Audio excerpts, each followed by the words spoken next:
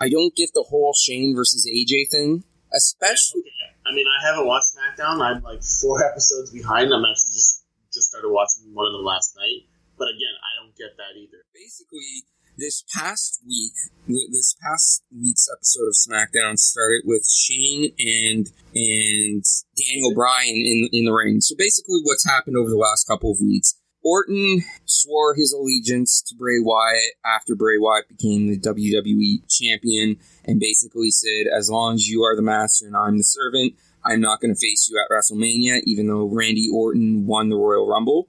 I know a lot of people have probably already know the storyline, but I just want to run through it quickly just in case there are other people like you that may be listening that haven't watched SmackDown the past couple of weeks. What this led to was a match between Orton and AJ Styles this past week on SmackDown to determine who was really going to be the number one contender.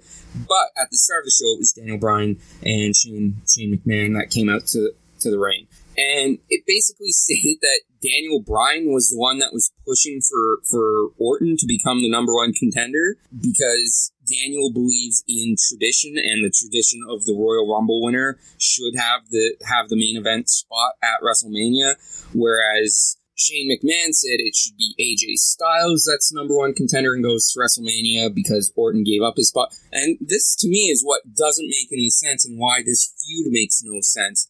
Because Shane's backing AJ Styles. Shane's saying AJ Styles is the one that should be going on to WrestleMania. So why are you still doing this thing that AJ Styles hates Shane McMahon when you clearly have Shane in his corner? It should have been the other way around, especially with Shane being Shane McMahon. Shane McMahon should have been the one that came out and said, I believe in the tradition of the Royal Rumble. I believe Randy Orton is the number one contender. But the way they built it this past week on SmackDown was completely ass backwards, and it just makes no sense to this.